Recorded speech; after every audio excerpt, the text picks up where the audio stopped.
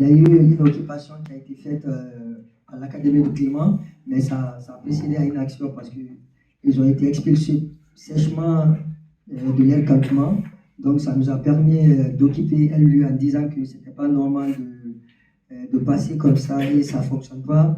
S'il y a une expulsion, il faudrait que ça soit précédé, ça soit fait avec une mise à l'abri. Vu qu'on était dans l'urgence parce que le campement était déjà démantelé, la mairie a fini par faire une mise à l'abri de 180 places le mois de février. Mais le mois de janvier, il y a eu une cinquantaine de places aussi qui a été retrouvée par la mobilisation et l'action des jeunes. Mais toutes les places qui ont été obtenues par le collectif, c'est grâce aux actions qu'on a menées, les occupations qu'on a faites et la mobilisation des jeunes.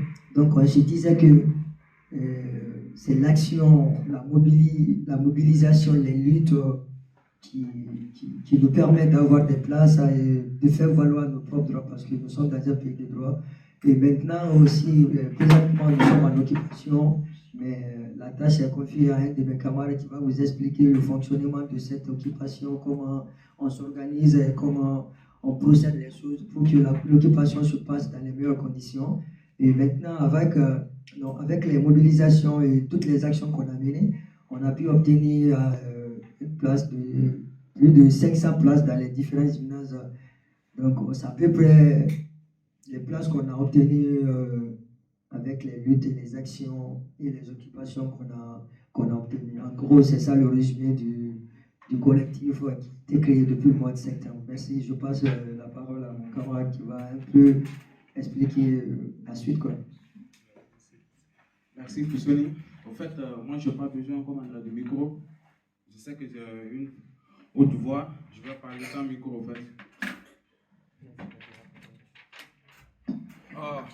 J'espère que vous allez bien. Et du coup, on est très content de votre présence aussi ce matin. Je vais vous parler des revendications du collectif des jeunes du parc de Belleville. Elles sont sur l'hébergement, l'évaluation des minorités, la justice, des transports, l'école et la santé. En fait, le premier, c'est l'évaluation. Quand on arrive en France, on doit faire une évaluation pour prouver notre minorité. Et notre droit au repos n'est pas respecté avant cette évaluation. On n'est pas hébergé ou alors on est hébergé juste une nuit avant de faire l'évaluation. Et cette évaluation est raciste.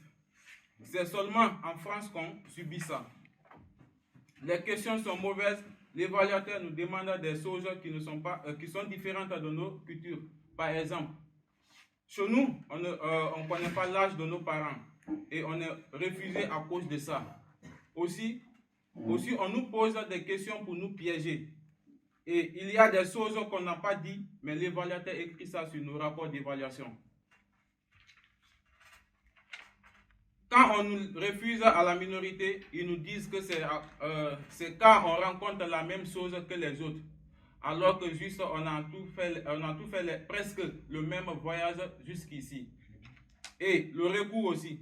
Quand on est refusé à l'évaluation, on fait un recours. Le recours prend trop de temps. Ça prend 6 à 8 mois.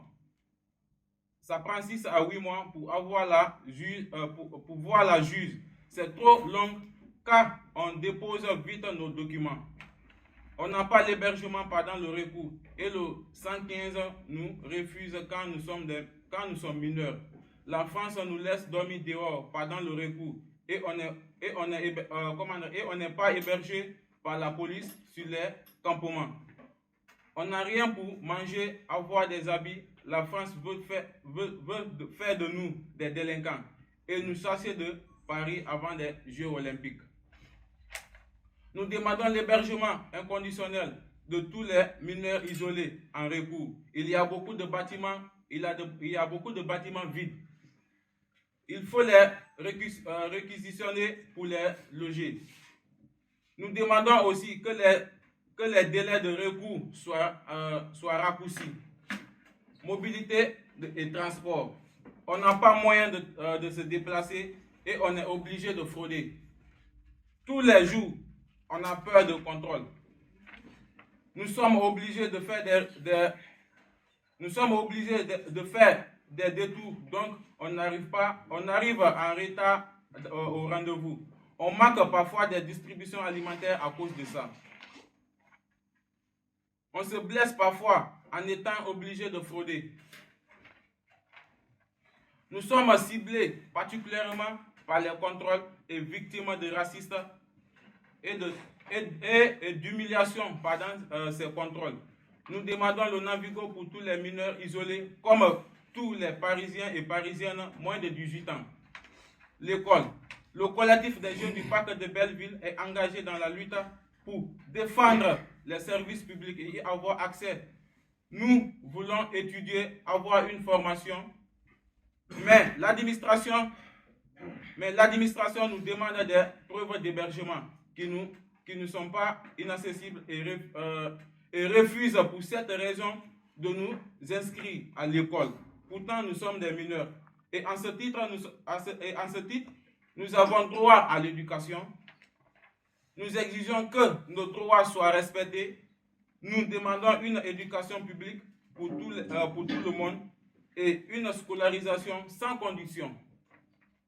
Santé. Nous sommes laissés dans les conditions d'hygiène et de santé déplorables. Et nous n'avons pas accès aux mêmes soins que les Français. Face au traumatisme enduré et aux conditions de la rue, nous demandons un suivi psychologique par les professionnels pour tous les jeunes qui en verront la demande. Nous demandons souvent plusieurs mois pour obtenir un rendez-vous, parfois pour les urgences qui ne peuvent pas attendre. Souvent, les personnes qui nous reçoivent ne comprennent pas notre situation. Nous demandons une réelle prise en charge médicale et psychologique dans les délais raisonnables. Nous demandons que les assistants sociaux des hôpitaux nous ouvrent les droits à AEM et non les associations. Nous demandons à ce que les jeunes qui sont hospitalisés arrêtent d'être remis à la rue. Ensuite, l'État doit les trouver une solution d'hébergement. Sur les imminences de la mairie, pour les hébergements dans les imminences, nous demandons à ce que les jeunes malades puissent rester dans les imminences la journée. Nous sommes trop nombreux dedans. Nous sommes entachés dans une salle. Ce ne sont pas des bonnes conditions de vie. Par exemple, dans les imminences de Barbès, nous étions plus de 150 et seulement 2 douches et 2 toilettes. Pourtant, l'ONU indique qu'il faut au minimum une toilette par 20 personnes et une douche par 8 personnes. Il peut y avoir des risques d'épidémie. Nous demandons des hébergements adaptés à notre situation. Les imminences ne sont pas une solution d'hébergement. Nous demandons à l'État de prendre ses responsabilités et il faut des hébergements pérennes pour tous les mineurs en recours. Nous demandons à la mairie de se battre vraiment à nos côtés pour obtenir cela, car nous n'attirons pas jamais. Pas de logement, pas de JO. Pas d'école, pas de JO. Pas de Navigo, pas de JO. Pas de santé, pas de JO. Je donne la parole à Milo. Merci beaucoup.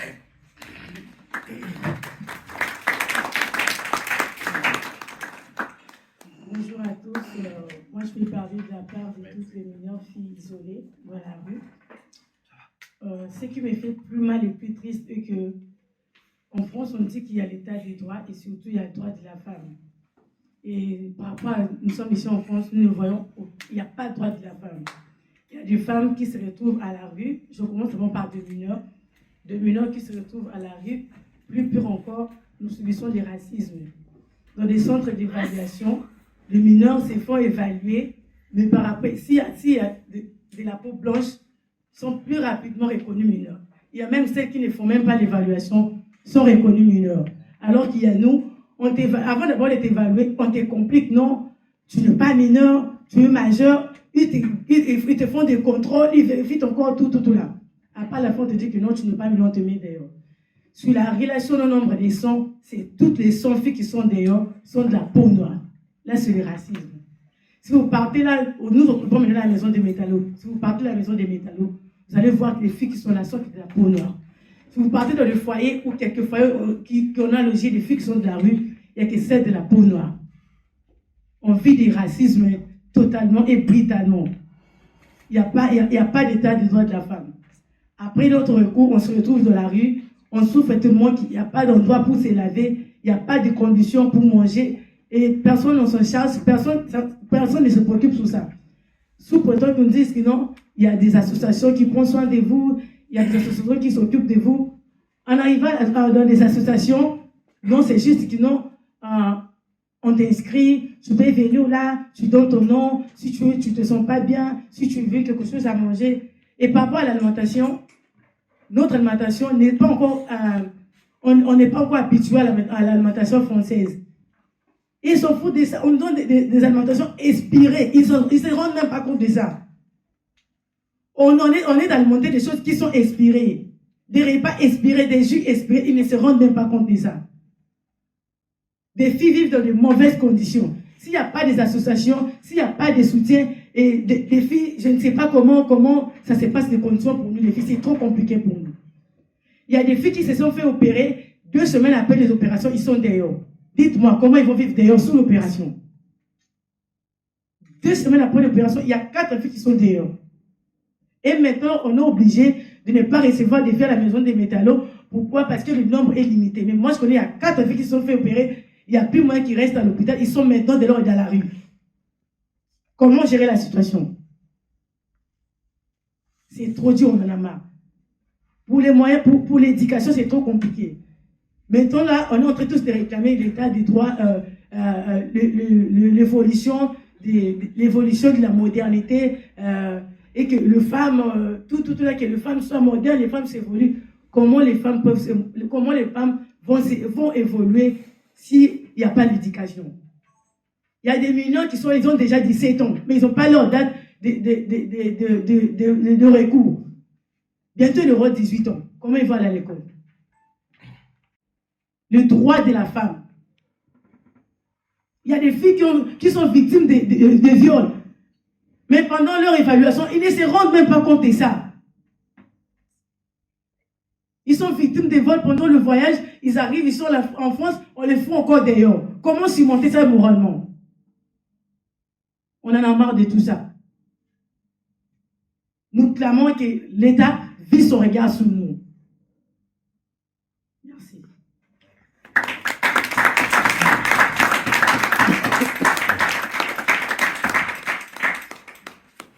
Bonjour, bonsoir. Moi, c'est Alcine. Je remercie tout le monde d'avoir venu assister sur cette conférence. Bon, je vais vous parler de l'occupation des maisons de métallos et suite du collectif. Depuis samedi, le 6 avril, on a occupé la maison de métallos. Lorsqu'on est entré, on s'est installé en haut. Il y a eu l'équipe qui travaille là. Ils ont venu nous demander qu'est-ce qu'on faisait là. Que l'habitude, il n'y avait pas beaucoup de personnes qui venaient là-bas. Donc, on les a expliqué que, bon, nous, on est venu pour occuper l'endroit en leur disant que la préfecture et la mairie voulaient expulser les îles des gymnases et des campements de Paris pour les eaux et les amener en province. Donc, c'est pour cela qu'on a occupé la maison de métallos, pour faire réagir la mairie, parce que c'est un lieu qui lui appartient. Il faut que la mairie s'oppose à la préfecture et que tout le monde comprenne que les jeunes veulent rester à Paris pour suivre leurs procédures et leur procédure de recours, parce qu'on connaît que Paris, il y a certains d'entre nous qui ont une suivi médicale. Et on a des liens maintenant à Paris ici, avec les collectifs, les îles et certains syndicats aussi. La mairie et la préfecture nous proposent d'aller en province et nous disent qu'ils n'ont pas de solution pour nous. Si on part en province, il faudra qu'on recommence tout à zéro. Et ça ne va pas nous arranger. Ça fait 2 semaines qu'on occupe la maison des métallos. On attend la réponse de la préfecture, le soutien de la mairie.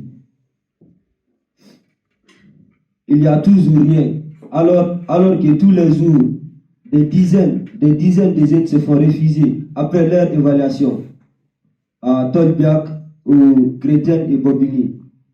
Tous les jours, il y a les nouveaux aides qui viennent aux maisons de métallos. On ne peut pas les refuser de rentrer là-bas. Vu que la mairie nous impose d'être 100 personnes la nuit et 200 personnes la journée, nous, on ne peut pas refuser qu'ils accèdent à la maison de métallos.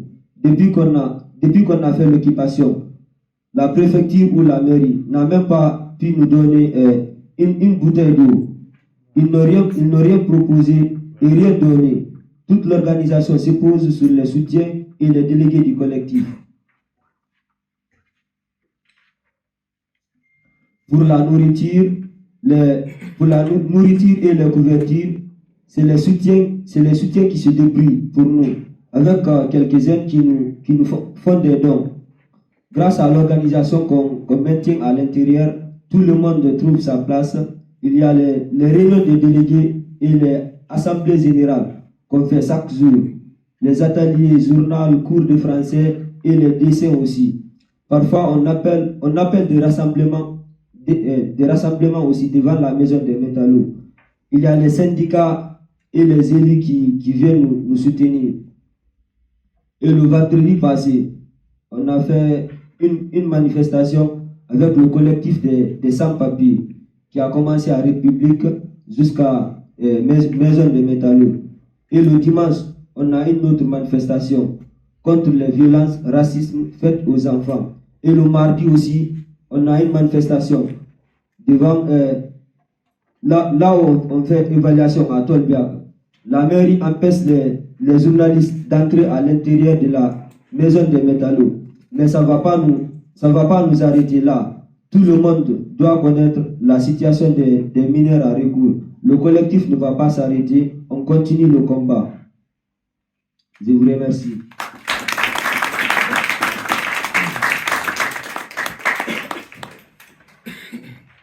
Maintenant, il y a Anzouman Sissoko de la coordination Sans-Papiers 75 qui va prendre la parole pour vous parler aussi de la convergence de lutte qui s'est créée entre les mineurs isolés et la lutte des sans-papiers. Du coup, Anzouman, je te laisse nous rejoindre ici. Et comme Alcine l'a dit, je tiens à rappeler que si on est à la Bourse du Travail aujourd'hui pour cette conférence de presse, c'est parce que la mairie centrale de Paris s'oppose systématiquement à l'entrée des journalistes à l'intérieur des maisons des métallos, malgré d'avoir réitéré toutes nos demandes. Donc voilà.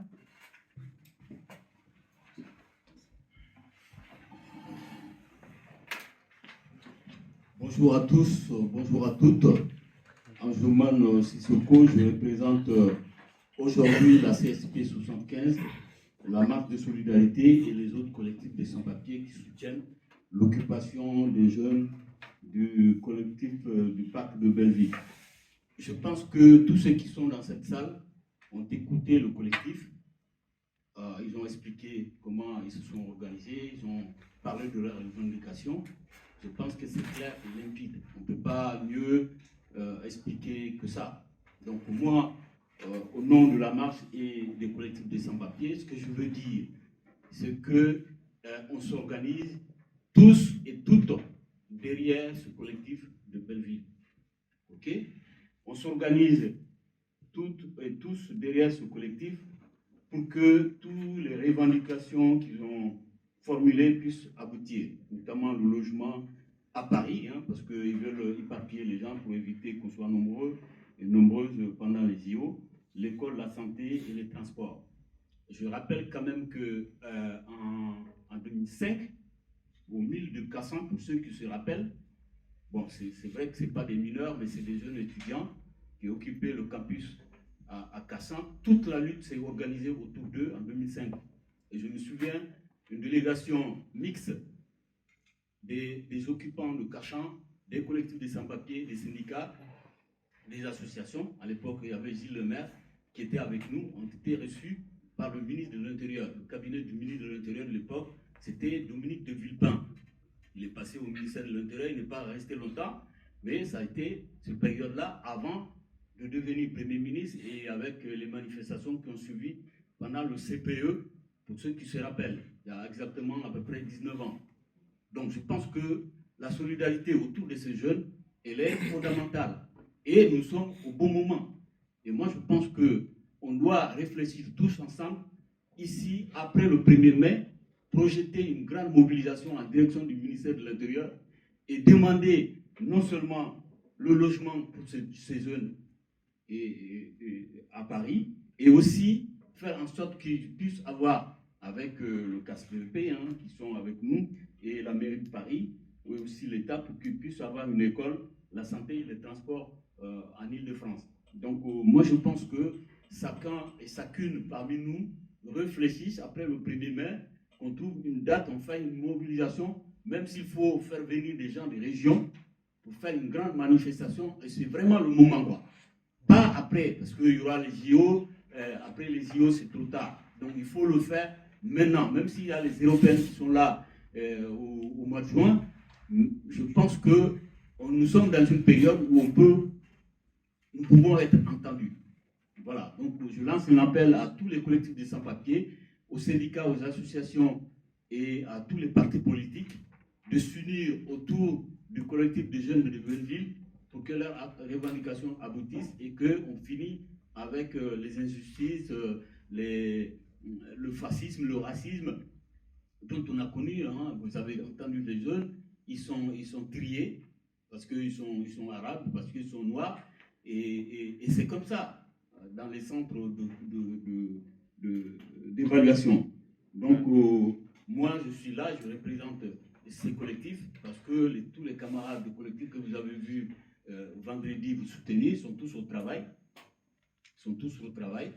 Mais ça ne nous empêche pas d'être là aujourd'hui, d'apporter notre soutien et de dire à toutes les associations, syndicats et partis politiques, y compris les collectifs des sans-papiers, unité, sans exception et sans faille derrière le collectif des jeunes de Belleville. Merci.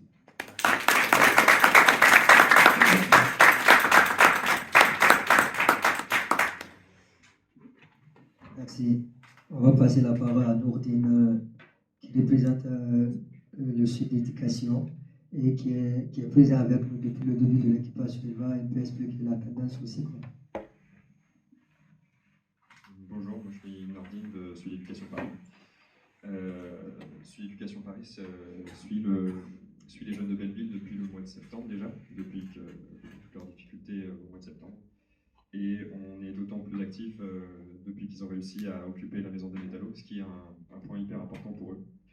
Et je pense que c'est des jeunes mineurs qui peuvent être très très fiers d'eux-mêmes. Évidemment, ils sont très contents d'être là et de lutter à Paris. C'est un vrai lieu de lutte qu'ils ont réussi à créer. Ils ont réussi à tous bien s'organiser pour créer une belle dynamique.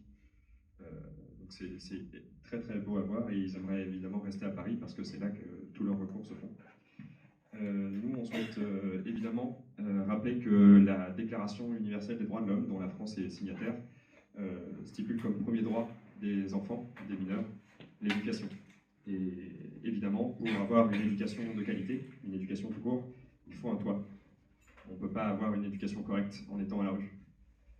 Pour avoir une éducation de qualité, pour être éduqué tout court, il faut manger à sa faim. On ne peut pas accéder à l'éducation en ayant le ventre vide. Pour avoir une éducation qui puisse se poursuivre dans le temps, il faut aussi avoir accès à la culture. Et pour ça, il faut pouvoir se déplacer. Et c'est pour ça qu'eux demandent les mêmes droits que tous les enfants en France. Et enfin, pour éduquer correctement et pour recevoir une éducation correcte, il faut aussi être traité avec dignité, être conscient que ce sont des êtres humains.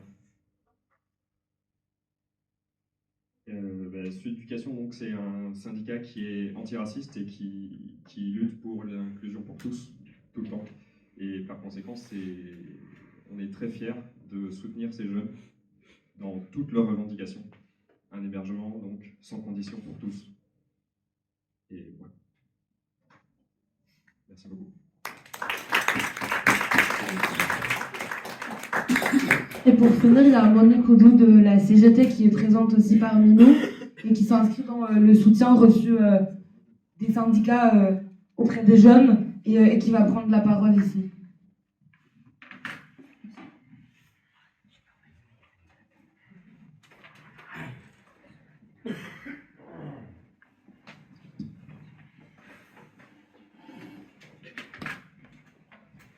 Merci, bonjour à tout le monde. Je représente la CGT du Centre Action Sociale de la Ville de Paris. Tout d'abord, nous soutenons la détermination de ces jeunes mineurs à se battre tous les jours, quasiment au quotidien, à savoir où se loger, comment se nourrir tous les jours.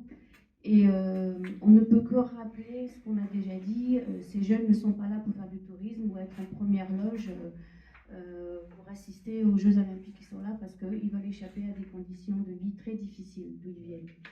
Et qu'aurions-nous fait d'ailleurs nous-mêmes à leur place? Et cette conférence de presse, elle doit aussi servir une fois de plus à interpeller les pouvoirs publics. Nous-mêmes, le Centre d'action sociale, nous avons interpellé Madame Léa Filoche, qui est donc chargée de l'hébergement d'urgence. Nous l'avons interpellée aussi pour qu'elle puisse permettre à ces jeunes mineurs de pouvoir venir et profiter de repas dans les restaurants solidaires. Nous attendons encore une réponse. Et force à vous, vous avez raison de votre détermination. Et ce n'est pas la condition à espérer une vie minimum, je ne dis pas une vie extraordinaire, mais le minimum, ça veut dire avoir un toit, se nourrir, s'instruire, pouvoir se déplacer sans avoir peur. La condition, ce n'est pas la minorité, la condition, effectivement, nous sommes citoyens, citoyennes, et on se fait là avoir le droit, comme tout à chacun, de toute couleur que ce soit, de toute catégorie sociale. Voilà.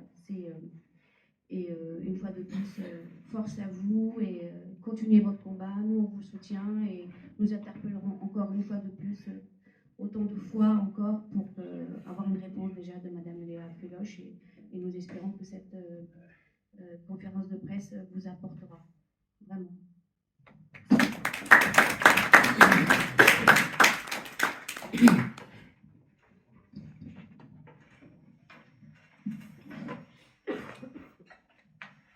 Donc la session de prise de parole, elle est terminée et réitérer la demande d'être reçue par la préfecture qui a été émise par le collectif il y a plusieurs mois maintenant et qui n'a jamais abouti. Et demander aussi à la mairie de Paris de réellement se mobiliser aux côtés des jeunes. Bien évidemment, si on est toujours à l'intérieur de la Maison des Métallos aujourd'hui, c'est parce qu'il y a un certain soutien de la part de la mairie de Paris qui n'a pas demandé d'intervention policière sur le lieu. Pour autant, si on veut se battre aujourd'hui contre la préfecture de Gérald Darmanin, il en faudra un peu plus et ça nécessitera que tous les élus de la solidarité, que Léa Filoche, que Madame Hidalgo et que toutes ces personnes-là se mobilisent réellement, publiquement et médiatiquement auprès du collectif des jeunes du parc de Belleville et il n'y a que comme ça que la victoire sera possible. On va maintenant commencer la session de questions qui peut être adressée aux délégués qui sont à la tribune et il y a également d'autres mineurs isolés non hébergés qui vivent maintenant à la Maison des Métallos et participent pleinement à l'organisation du lieu, qui sont dans cette salle et auxquels vous pouvez vous adresser. Donc voilà, n'hésitez pas à poser des questions.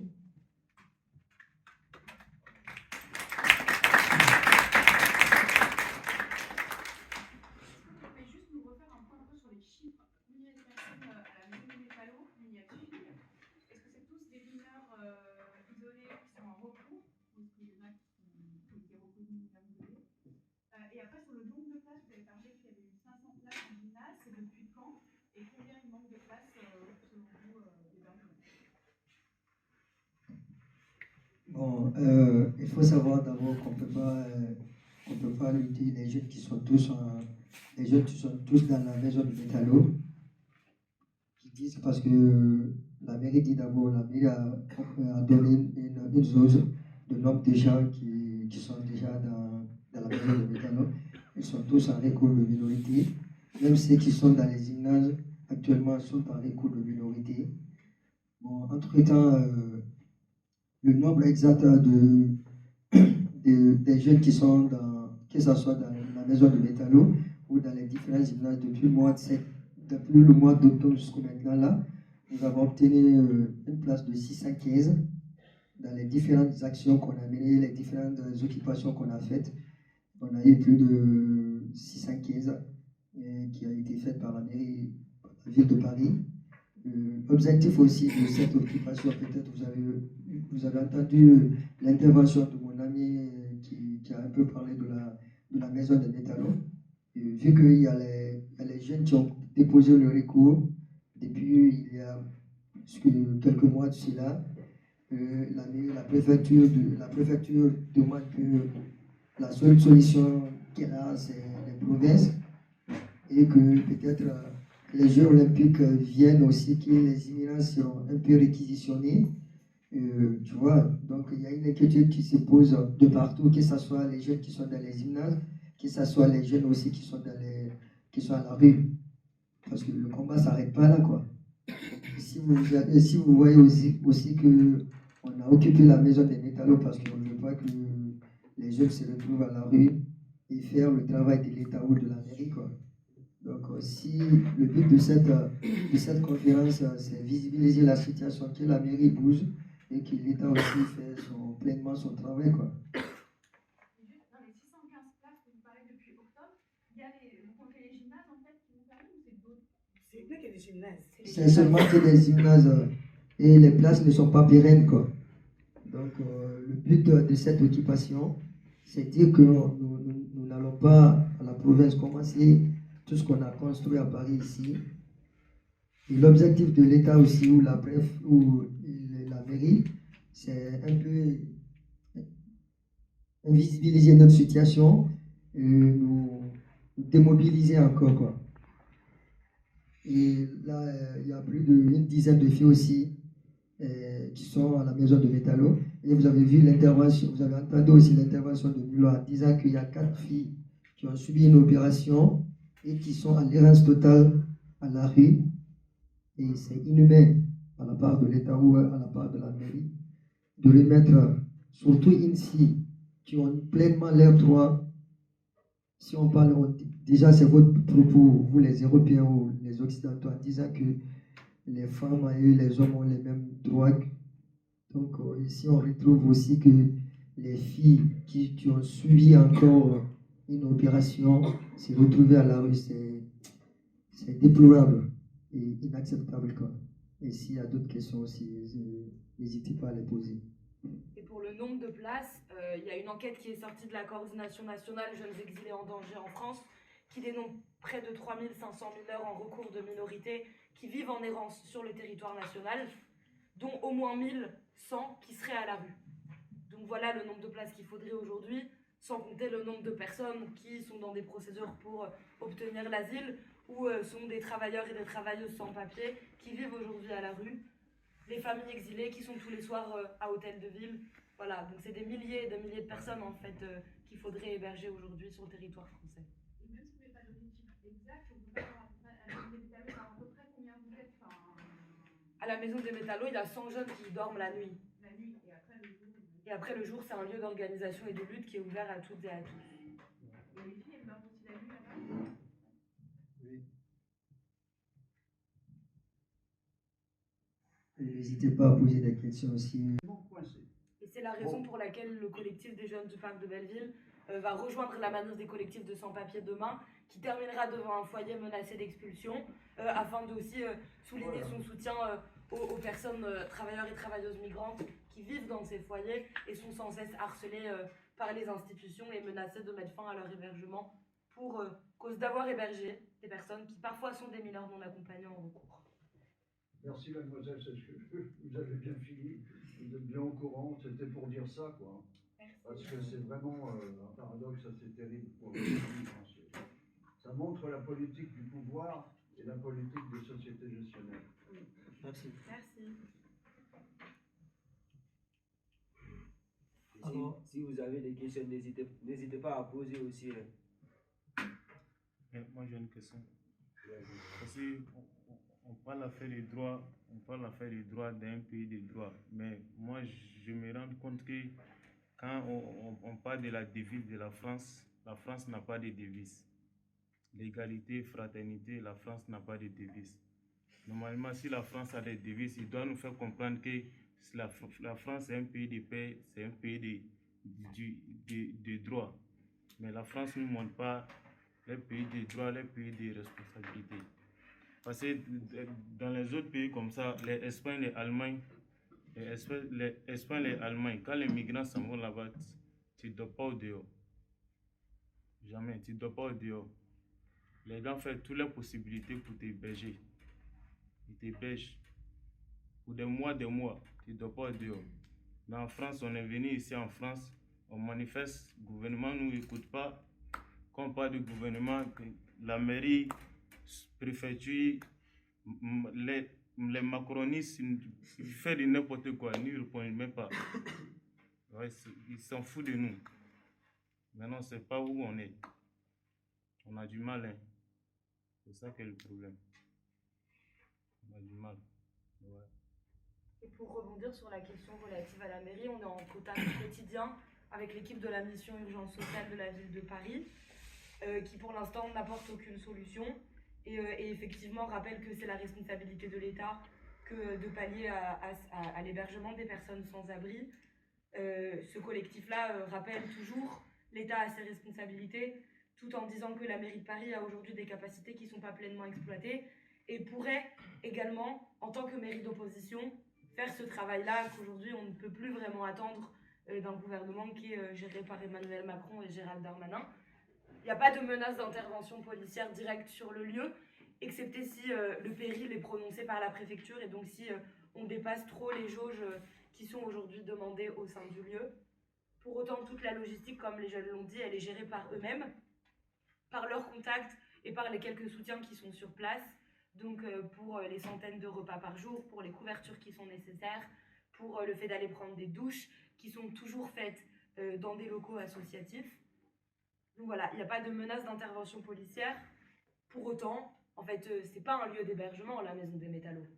Il n'y a pas de douche, il n'y a pas assez de toilettes pour tout le monde, les salles ne sont pas assez chauffées, il n'y a rien qui est fait pour tenir ce lieu assez longtemps. Et donc, il est toujours demandé à l'État de prendre ses responsabilités et de loger ces jeunes à Paris. On peut faire 4 jours, 5 jours, on ne s'y lave pas. On est là, on ne s'y lave pas, on ne sait pas où on s'en va. Et moi, je signale un truc, on a tous un rôle à jouer, que ce soit les médias, les syndicats, les élus, la gauche ou l'extrême gauche, on a tous un rôle à jouer à tout ce qui se passe maintenant là. Parce qu'il y a les Jeux olympiques qui approchent, il y a la violence policière, parce qu'il y a le nettoyage social. Et moi, je ne dirais pas que c'est un nettoyage social, c'est une violence sociale qui est faite par les différentes institutions. On a tous un rôle à jouer dans ce truc-là. Et c'est le moment opportun d'appliquer ou d'agir, parce que c'est maintenant qu'on peut taper tout. L'État met tout son paquet sur les Jeux olympiques. Il y a toute la planète où tous les médias du monde entier sera braqué sur la France, sera braqué sur Paris. Et c'est le moment opportun pour vous, les médias, pour les insoumis, pour les élus et pour les syndicats aussi, d'agir pleinement leurs actes.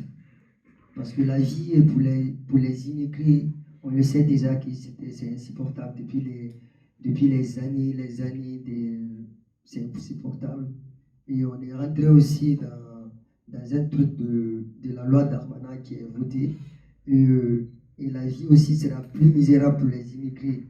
Donc, si on en reste là, on ne va jamais trouver la solution. Et la vie aussi sera plus encore misérable pour les immigrés, que ce soit les mineurs. Aujourd'hui, on parle des mineurs, Mais en général, il faudrait qu'on parle de l'immigration aussi, quoi. Que ce soit les sans-papiers, les mineurs, des trucs comme ça. Nous sommes tous concernés, quoi. Donc, on est tous dans le même bateau. Et on voit aussi qu'à cause des JO, il y a l'expulsion aussi qui se multiplie encore, de plus en plus. Il y a les familles qui se retrouvent à la rue, les enfants de 2 à 3 mois, et les jeunes aussi de 16 à 17 ans qui se retrouvent sans solution. Donc, moi, je me dis qu'on peut boycotter ces JO. On peut trouver la solution, mais c'est le moment. Si on se donne le courage, on se mobilise et que la lutte soit commune, quoi. Qu'on se donne la main ensemble, quoi. Et on pourra arriver à, même si on ne pourra pas stopper les JO, on pourra montrer au monde entier que la 7e puissance économique ne fait pas son travail. Parce qu'il ne faudrait pas que tu te proclames en disant que ouais, tu fais le boulot et que tu... C'est pas le cas, quoi. N'hésitez pas à poser des questions, même si on ne saurait pas répondre totalement. Mais il y a des gens qui vont répondre quand même. Je voulais juste savoir, qu'est-ce que le fait d'être reconnu mineur isolé, qu'est-ce que ça vous apporte comme droit de plus pendant que vous êtes mineur et puis après, en fait, parce que du coup, vous avez 17 ans, si vous avez la reconnaissance quelques mois juste avant, ça vous met à l'abri, on est obligé de trouver une place en logement, mais après, est-ce qu'il y a des droits possibles? Qu'est-ce que ça vous apporte en fait, d'être reconnu mineur isolé?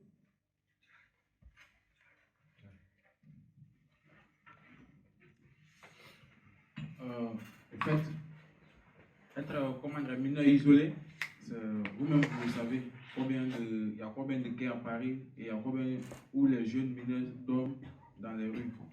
Et aussi, comme elle venait de dire, c'est pas tout le monde qui a 17 ans. Il y a d'autres qui ont 15 ans, 16 ans, 14 ans. Et du coup, pour comment d'être reconnu mineur si tu as 17 ans, mais c'est forcé obligatoire, l'État va s'occuper de toi. Un mineur, tu es reconnu mineur, il faut que l'État s'occupe de toi et te trouve un toit où te loger aussi, te donner une formation et toi aussi tu te débrouilles. C'est ça on dit le travail de l'État. Même si on se dit que tu es mineur, mais ce n'est pas à toi seul de faire tout. L'État aussi va accomplir son boulot. C'est ça le fait.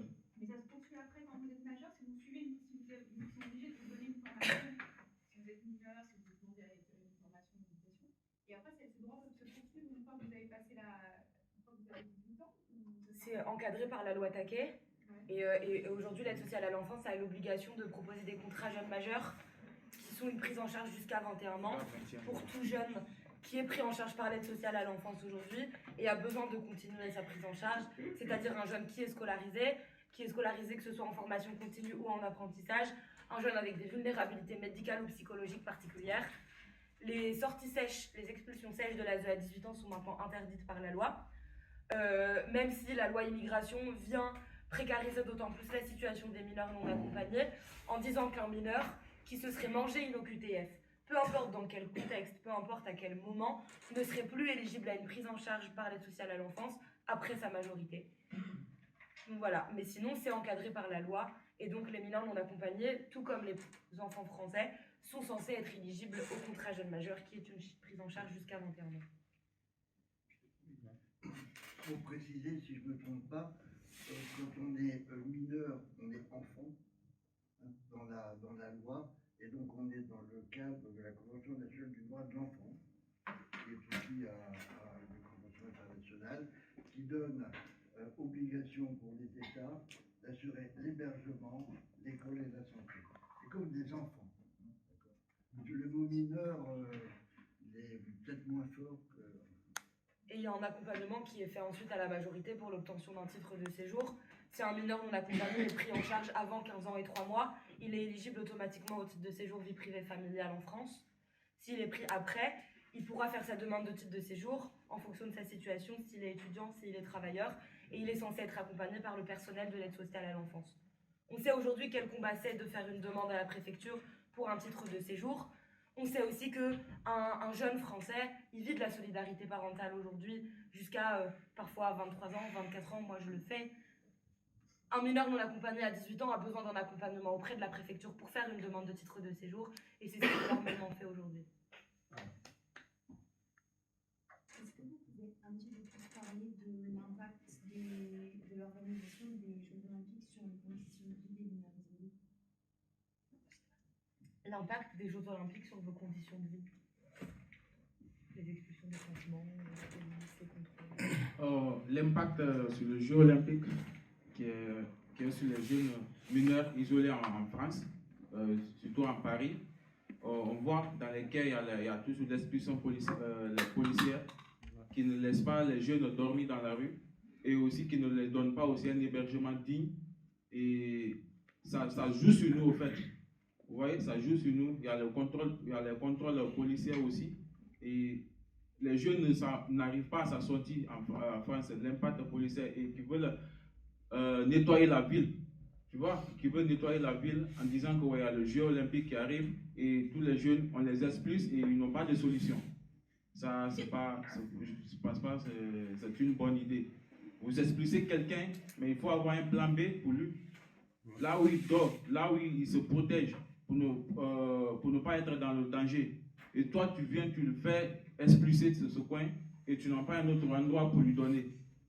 C'est ce que je peux dire, la mairie ou la préfecture qui a prévu sur les Jeux olympiques qui arrivent. Ils veulent rendre la ville propre. Ils ne veulent pas que aussi les touristes viennent, qu'ils voient les migrants ou les migrantes dormir devant la rue. Comme on dit, la ville de Paris, il y a des migrants qui dorment de la rue, il y a des migrants qui dorment de la rue, tu vois. Il ne veut pas qu'on donne une mauvaise image à la France. Et alors, c'est le cas. Nous-mêmes, nous le voyons. Ça existe.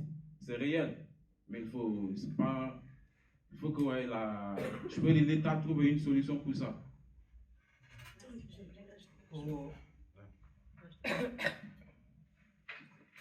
Par rapport à l'impact, j'ai suivi aussi à l'information par rapport aux moyens de transport. L'État a imposé que pendant les Jeux olympiques, il y aura strictement des contrôles sur les transports, sur les moyens de transport.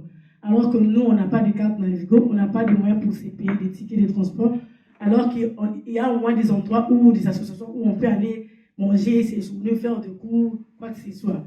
On n'a pas de titre de transport, comment on peut arriver là? Alors pendant les Jeux olympiques, c'est strictement qu'il y aura contrôle de moyens de transport. C'est trop compliqué pour nous. Ça joue un impact sur nous, les mineurs à l'art. C'est trop compliqué en fait. Bon, moi, j'ajoute juste à ce paragraphe l'impact presque moi qui m'inquiète beaucoup. Même sur vous aussi, vous devez vous inquiéter quoi un peu. Parce qu'il y a une restriction qui est faite. Il y a des zones interdites. Il y a des zones aussi qui doivent être circulées quoi. Donc, la seule problématique que moi je signale aussi, c'est ça. Comment est-ce qu'on peut dépasser ça? Les autres qui seront restreints à nous ou à vous, parce que vous les Français déjà, vous aurez une QR pour accéder à certains lieux. Quoi. Et comment est-ce que nous on peut faire alors si on n'a pas déjà la solution à cette problématique? Quoi. Il y a tout ce qui pose, il y a cette inquiétude majeure qui se pose à la majorité des jeunes, disant, ok, les Jeux olympiques viennent, comment on peut circuler sur la ville de Paris? Malgré qu'on se plaigne, on veut rester à Paris, mais si on reste à Paris et qu'on est enfermé dans des lieux comme des prisonniers, ça n'a aucune importance alors de rester en France et de rester à Paris, parce que si on veut rester à Paris, on doit circuler comme on veut, et si vous avez des QR, nous on aura quoi alors? Peut-être les fourchettes. Vous voyez, donc il y a cette inquiétude aussi qui se pose pleinement. Et je vais terminer sur la question en parlant des expulsions. Il y a le squat Unibéton il y a plusieurs mois qui a été expulsé sur l'île Saint-Denis et qui servait d'hébergement à plusieurs dizaines de familles de personnes immigrées, que ce soit avec ou sans papier, des personnes qui travaillent, des mineurs non accompagnés. Il y a un squat hier à Vitry-sur-Seine qui était le plus gros d'Île-de-France qui a été expulsé. Il y a des foyers de travailleurs migrants qui sont menacés d'expulsion et qui servent aujourd'hui de manière solidaire à héberger aussi des mineurs non accompagnés. À Marseille, c'est tout le réseau Squad qui sert à héberger les mineurs non accompagnés. Sans ces réseaux informels-là, c'est des centaines, voire des milliers de personnes en plus dans les rues. Et donc les conséquences des Jeux Olympiques, c'est aussi celle-là. C'est le harcèlement de ces milieux-là, c'est la volonté de les vider à tout prix, de récupérer ces bâtiments sans pour autant en réquisitionner d'autres. C'est aussi la volonté de la préfecture et de l'État d'envoyer très loin les personnes, de les envoyer en province, loin parfois de leur lieu de travail, loin parfois de leur réseau de solidarité. Ça pose problème. Le centre d'accueil et d'examen de situation qui est situé à Porte de la Villette, aujourd'hui, il est vide. Pourtant, il y a des centaines de personnes à la rue dans les rues de Paris. Il y a des associations qui, tous les jours, reçoivent des messages des travailleurs et travailleuses sociales, des centres d'accueil et d'examen de situation, qui leur disent qu'on a des dizaines de places qui ne sont pas occupées. Pour autant, quand les orientations sont proposées aux personnes, que ce soit des mineurs ou non d'ailleurs, on leur propose d'aller en province. Donc moi, je pense qu'on rentre dans du très concret des conséquences des Jeux Olympiques aujourd'hui, qui est le harcèlement policier, le harcèlement institutionnel et administratif constant, et on pourrait aussi parler de la surexploitation des travailleurs et des travailleuses sans papier sur les chantiers des Jeux Olympiques aujourd'hui. Les Gilets Noirs ont procédé à une occupation du chantier de la Chapelle il y a quelques semaines maintenant. En voilà une conséquence aussi des Jeux Olympiques. Et ne nous mentons pas, il y a aussi des mineurs non accompagnés en recours qui, par nécessité de survie, travaillent au black sur ce genre de chantier. Ça concerne toutes les populations immigrées aujourd'hui, qui travaillent dans des conditions médiocres, sans aucune protection autour du droit du travail, sans aucun équipement, surexploités, parfois mal payés, et à qui on refuse ensuite de signer des CERFA pour demander des titres de séjour à la préfecture. Donc voilà la réalité de nos Jeux Olympiques aujourd'hui à Paris. J'étais à la rue, je tombais dehors, j'ai fait 8 mois à la rue. Cette dame qui est là-bas, Madame Hélène, une fois j'étais assise, la pluie même m'a frappé tout et tout, elle m'a vu, vraiment elle a eu pitié de moi. Elle s'est approchée, elle a dit, Madame, comment ça va? J'ai dit, oui, ça va. C'est comme ça, elle a dit, ah, il y a manifestation des mineurs. Est-ce que vous pouvez? J'ai dit oui. Elle a vu même, j'avais des tapettes, les babouches aux pieds.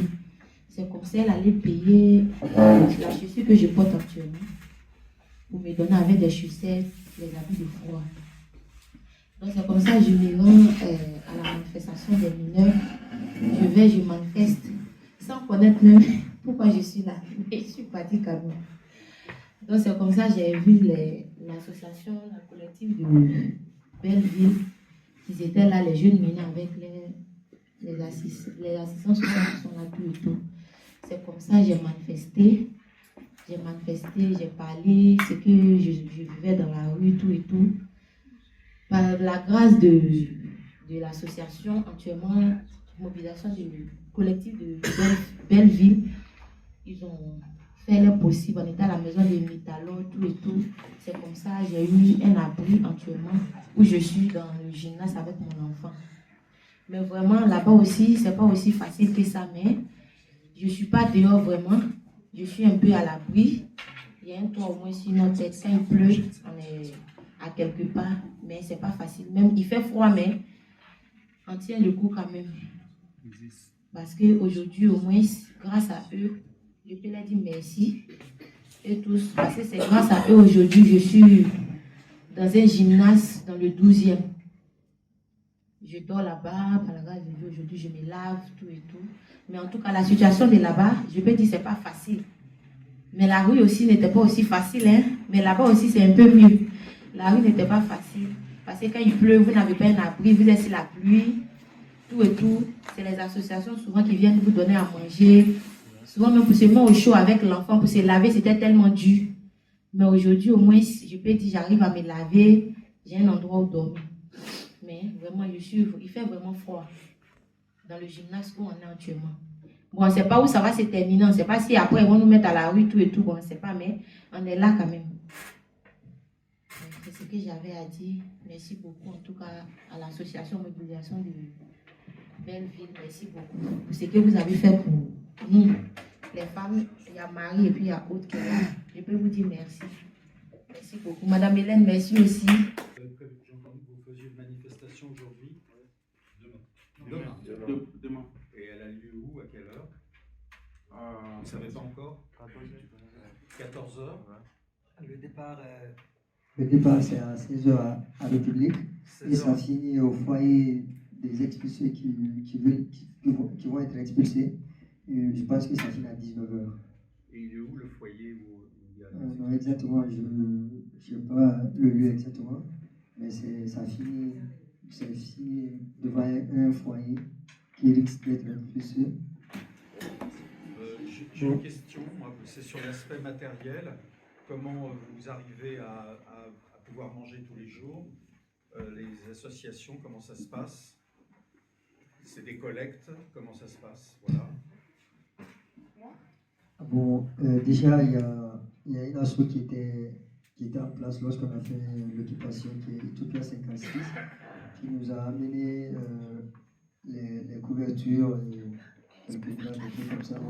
Et il y a le contact des soutiens aussi. Il y a les soutiens aussi qui sont en contact avec les différentes associations sur Paris qui font passer des messages. Et on a des dons aussi par les habitants et habitantes du quartier qui nous envoient les nourritures aussi qui sont là comme soutien.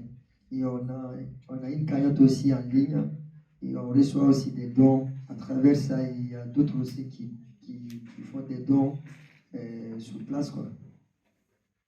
Il y a une super collecte organisée à Aldi, à côté de la maison de Métallo cet après-midi. Donc n'hésitez pas à nous ramener à manger.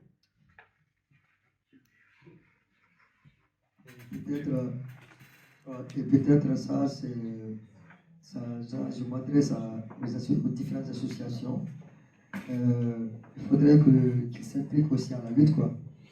Voilà, parce que nous ne sommes pas des marchandises, nous les migrants, nous ne sommes pas des marchandises où faire des distributs alimentaires comme ça et s'arrêter. Il faudrait qu'ils s'impliquent pleinement à la lutte et ça donne aussi de l'importance. Il ne faudrait pas qu'on reste infiniment à la merci des associations en disant si, moi je sais qu'ils ont pleinement des rôles à jouer. Il ne faudrait pas que ça soit limité dans un temps bien déterminé en disant que voilà, si on dépasse les limites, on n'aura pas de l'investissement de la part de l'État. Et si on en reste là, on ne va jamais trouver des solutions. Il faudrait que peut-être les associations qu'ils s'impliquent encore de plus en disant que voilà, nous soutenons les jeunes mineurs, qu'ils fassent des communiqués en disant nous soutenons les jeunes mineurs pleinement. On veut qu'ils sortent de la rue. Et ces revendications, il faudrait que ça soit applicable, quoi. Toi, ou le logement pérenne, la santé, l'éducation, tous ces revendications, ou le transport, toutes ces revendications doivent être prises en charge et qu'on applique et qu'on parle là-dessus, quoi. Parce que moi, je sais que si les différentes associations jouent leur rôle pleinement, et je vous encourage qu'on va trouver la solution.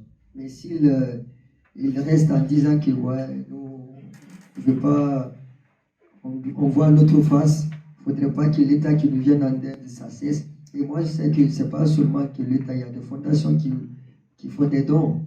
Même si on doit les dire la vérité en disant ouais, les jeunes, ils en ont marre de tout ça là maintenant, quoi. Qu'ils ne sont pas des marchandises. Il faut qu'on applique la loi comme telle est.